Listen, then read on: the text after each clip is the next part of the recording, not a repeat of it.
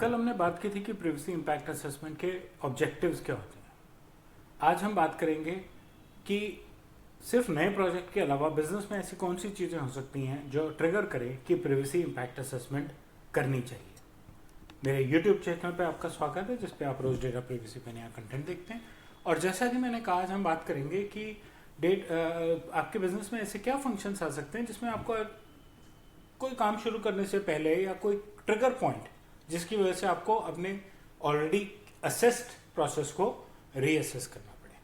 आइए पहले बात करते हैं प्रिवेसी इम्पैक्ट असेसमेंट है क्या। प्रिवेसी इम्पैक्ट असेसमेंट है कि आप जिस प्रोजेक्ट पे काम कर रहे हैं आप उसको एक बार एनालाइज करें, देखें वहाँ कहाँ पर्सनल डेटा यूज हो रहा है, कैसे यूज हो रहा है, किस किस को एक्सेस है, कैसे स्टोर किया गया है, कैसे कलेक्ट किया गया है। कोई भी प्रोसेस आप करें, डीपीडीपी एक्ट कहता है collection, storing, processing, deleting, disclosing. ये 4-5 प्रोसेस हैं।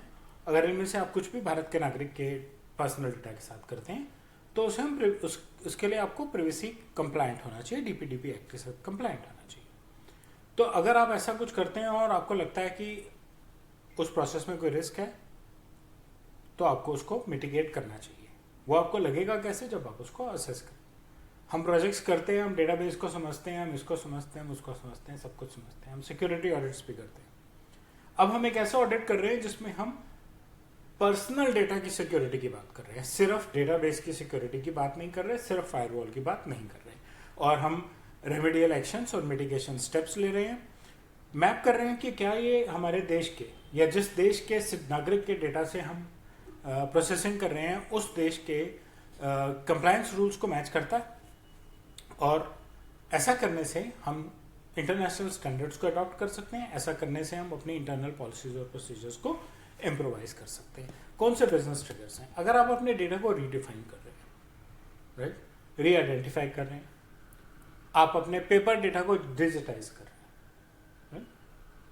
डीपीडीपी एक्ट तो बात डिजिटल डेटा की करता है, बट वो ये कहता है कि आपने कलेक्ट पेपर पे किया है लेकिन आके डिजिटाइज कर दिया। ऐसा नहीं है कि वो पेपर कलेक्शन अलाउ नहीं करता, लेकिन डिजिटाइजेशन होते ही आप एक्ट के लिए कैपेबल हो गए, क्वालिफाई हो गए। अब जब भी आप ऐसे किसी पुराने डेटा को डिजिटाइज कर रहे हैं तो डिजिटाइजेशन के प्रोसेस की ही पीआईए होनी जरूरी है। कौन कर रहा है, उसकी कैपेबिलिटीज क्या है, उसके साथ कॉन्ट्रैक्ट क्या है। कोई ये तो है नहीं कि आप 2 रिकॉर्ड या 2 चिट्ठियां उठा के डिजिटाइज करेंगे। वॉल्यूम होगा ना, बल्क डेटा होगा ना जिसकी डिजिटाइजेशन की बात हो रही है ना। किसको एक्सेस है, जिसको आप दे रहे हैं पेपर्स सेफ कस्टडी में रहेंगे कि नहीं। अगर आप मल्टीपल डेटाबेसेस को मर्ज कर रहे हैं, कंसोलिडेट कर रहे हैं डेटाबेसेस को, और उनमें पर्सनल डेटा है, डेटाबेसेस में पर्सनल डेटा होने के 99.9% चांसेस हैं, क्योंकि उसमें अगर आपके कस्टमर का नाम है तो पर्सनल डेटा है, उसमें आपके एम्प्लॉयज का नाम है, पर्सनल डेटा है।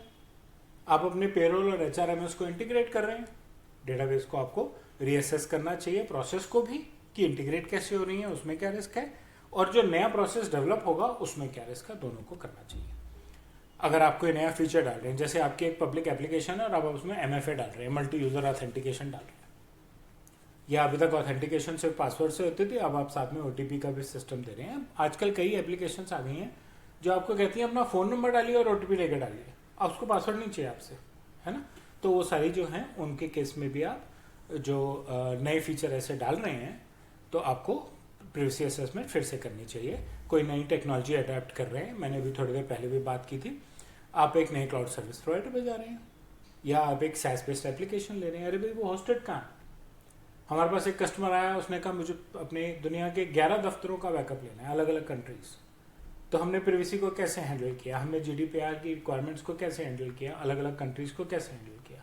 हमने क्लाउड सर्विस प्रोवाइडर इंफ्रास्ट्रक्चर जो चूज किया वो अलग अलग कंट्रीज का चूज किया। ऑस्ट्रेलियन डेटा सिडनी में गया, यूरोपियन डेटा आयरलैंड और फ्रैंकफर्ट में गया। आप कर सकते हैं। आपको बैकअप के प्रोजेक्ट में प्रिवेसी असेसमेंट जरूरी है। क्यों? फाइल सर्वर का डेटा है, फाइल सर्वर का डेटा में बैकअप वेंडर ये मैनेज नहीं कर सकता कि उस फाइल सर्वर के डेटा में पर्सनल इंफॉर्मेशन है या नहीं है। वो जो एसक्यूएल की डेटाबेस बैकअप ले रहे हैं उसमें पर्सनल इंफॉर्मेशन है या नहीं है। प्रिवेसी की नॉर्म से कहती हैं कि वो उनके कंट्री के अंदर रहना चाहिए। हमने वहाँ पे सीएसपी दे दिया, वहाँ की सर्विसेज यूज कर ली। तो नई टेक्नोलॉजी अडॉप्ट करते हुए पुरानी टेक्नोलॉजी आउटडेट करते हुए, और ये मैं आज से 15 साल पहले जब स्टोरेज पे SNIA का कोर्स करा रहा था तो उसमें हमने एक एग्जाम्पल दिया था। एक कंपनी ने अपनी पुरानी स्टोरेज फेंक दी, नई स्टोरेज खरीद ली, डिस्कें फॉर्मेट कर दी और उनको लगा कि उनका काम खत्म हो गया।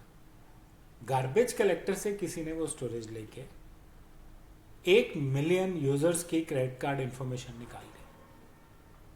Credit card information sensitive personal information है, आप रिस्क नहीं ले सकते। आज आप उसको प्रिवेसी के एंगल से देखें, आपको क्या करना चाहिए? आपको डिस्क को डीगॉज करना चाहिए जिससे कि किसी भी तरीके से उसमें डेटा ना निकाला जाए।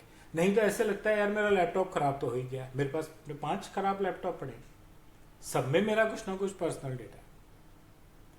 बैकअप है, प्रॉब्लम ये नहीं है कि मेरे पास डेटा की कॉपी है कि नहीं अपने यूज के लिए, लेकिन अगर मैं लैपटॉप खराब में उस लैपटॉप को फेंक देता हूं तो कोई भी उस डिस्क में से मेरा पर्सनल डेटा निकाल के मिस यूज कर सकता है। उसको अवॉइड करना प्रिवेसी है, राइट? प्रिवेसी इंपैक्ट असेसमेंट है, वो मेरा पर्सनल है तो आप कह सकते हो कि यार गवर्नमेंट तुमसे ये थोड़ी पूछने आएगी तेरा पर्सनल डेटा कहाँ पड़ा है। लेकिन उन फोटोग्राफ्स में अगर मेरी किसी कजन की फोटोग्राफ होगी तो वो उसका पर्सनल डेटा है, राइट? और क्या बिजनेस ट्रिगर पॉइंट्स हैं? आप नई इन्फॉर्मेशन कलेक्ट कर रहे हो, डेटा बेसिस में डाल रहे हो, आप डेटा बेसिस में कोई data related business process change कर रहे हो, उसके लिए भी आपको PIA करना चाहिए। और आप पर्सनल इन्फॉर्मेशन जो आपकी डेटा बेसिस में है, आपके फाइल सर्वर्स पे है, उनमें कोई चेंजेस ला रहे हैं तो भी आपको PIA प्रिवेसी इंपैक्ट असेसमेंट करना चाहिए, ठीक? Third party service providers, cloud service providers, migrating to a new service provider. नया सर्विस प्रोवाइडर ढूंढा मैंने, सर्विस मेरी सेम है पर मैंने प्रोवाइडर नया ढूंढा, तो मुझे प्रिवेसी इंपैक्ट असेसमेंट हर केस में करना चाहिए। What question should be addressed? क्या सवाल आंसर किए जाने चाहिए प्रिवेसी असेसमेंट में? क्या डेटा कलेक्ट हो रहा है, कैसे कलेक्ट हो रहा है, कैसे प्रोसेस किया जा रहा है, कहाँ रखा जा रहा है, सिक्योरिटी क्या है, किसको एक्सेस है उसका, क्या वो इंक्रिप्टेड है, क्या उसका बैकअप लिया हुआ है, डेटा का एक्सेस किसके पास है, पोटेंशियल प्रिवेसी रिस्क क्या है? प्रिवेसी रिस्क हो सकता है ना, उन रिस्क को आप मिटिगेट कैसे करेंगे, कैसे मिनिमाइज करेंगे कि रिस्क हो ही ना, और हो तो उसे कैसे हैंडल करना है। डेटा प्रोसेसिंग को लीगल रिक्वायरमेंट्स के साथ आप कैसे अलाइन करेंगे, बहुत जरूरी है। पूरी मैपिंग, PIA को आप मैपिंग कह सकते हैं कि मैं अपनी ऑर्गेनाइजेशन में collected, used, stored personal data को मैप कर रहा हूँ, कैसे कलेक्ट हो रहा है, कैसे यूज हो रहा है, कहाँ स्टोर हो रहा है, ठीक? मुझे उम्मीद है आपको मेरा कंटेंट अच्छा लगा होगा। बड़े बेसिक्स हैं ये, PIA क्यों, सिंपल तरीके से क्यों थी, और कौन से ऐसे बिजनेस प्रोसेसेस के चेंजेस हो सकते हैं जब आपको PIA दोबारा करनी चाहिए, सेफ्टी बढ़ानी चाहिए। हिंदुस्तान में प्रिवेसी रिस्क की कॉस्ट 250 करोड़ रुपए सिर्फ पेनल्टी है। उसके अलावा जो लीगल कॉस्ट आएगी, जो डेटा प्रिंसिपल्स पे कॉस्ट आएगी, और जो टाइम और एफर्ट वेस्ट होगा वो अलग। सावधानी बरतिए। मेरे यूट्यूब चैनल पे प्रिवेसी इंपैक्ट असेसमेंट के ट्रिगर पॉइंट्स पे बस इतना ही। मुझे उम्मीद है आपको मेरा कंटेंट अच्छा लगा होगा। बेल और लाइक आइकन दबाएं, मेरे चैनल से सब्सक्राइब करें और अपना फीडबैक कमेंट सेक्शन में शेयर करें। धन्यवाद।